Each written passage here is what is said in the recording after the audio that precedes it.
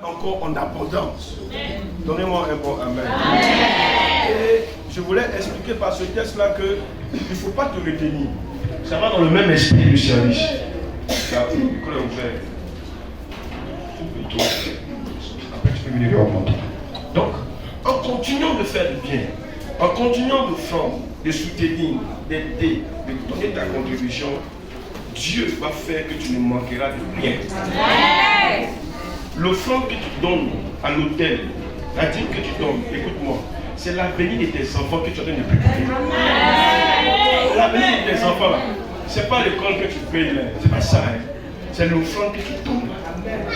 L'avenir de tes enfants, c'est pas le travail que tu fais. C'est l'école, c'est l'offrande que tu donnes.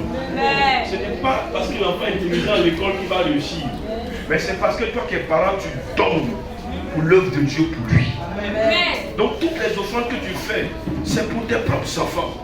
Même toi-même, tu vas manger avant de mourir. Donnez-moi un bon amen. C'est pour Dieu. C'est ce que l'apôtre Paul a expliqué dans 2 Corinthiens chapitre 8 et chapitre 9.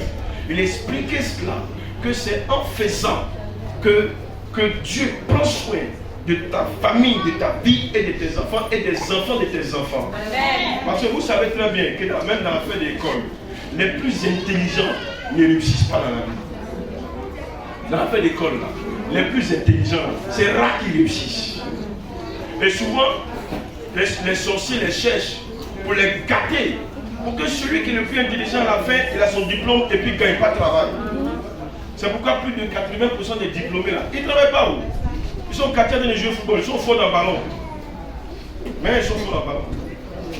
Mais à l'école, je les voyais, ils étaient les meilleurs. Ils étudiaient. Mais maintenant, là, ils n'arrivent plus. Tu sens que l'école, là, ils ont eu des diplômes, mais ils n'arrivent pas à s'en sortir dans la vie. Parce que pendant que vous vous concentrez sur vos études, sur les choses comme ça, les sorciers se concentraient sur votre réussite, sur le spirituel, sur votre étoile. Ils préparaient tout pour gâter. C'est à cause de cela que ça, c'est une chose. Vous protégez vos enfants quand vous soutenez l'œuvre de Dieu. Je vous assure, vous protégez vos petits-enfants quand vous faites des offrandes, quand vous donnez à l'église, quand vous apportez votre contribution. Surtout quand il y a des évangélisations, quand il y a des programmes, quand il y a des voyages missionnaires. Vous allez voir, l'apôtre Paul parle des voyages missionnaires pour aller partout dans le monde pour prêcher l'évangile.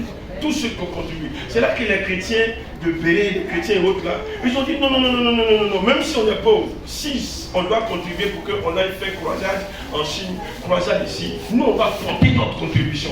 Parce qu'on refuse qu'il y ait quelque chose pour Dieu et puis nous on n'est pas dedans, même si on est pauvre.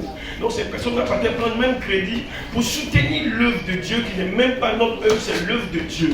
Donnez-moi un bon amen. L'offrande protège et la Bible a dit clairement que Abraham avait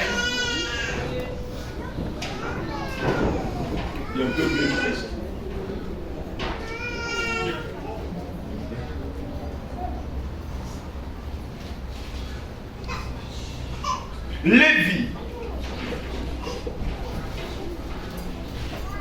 le père de Lévi, c'est qui? Il avait sa génération, sa progéniture dans son ventre quand il a fait son offrande à Dieu. C'est quel test? C'est qui? Jacob. Ça veut dire quoi?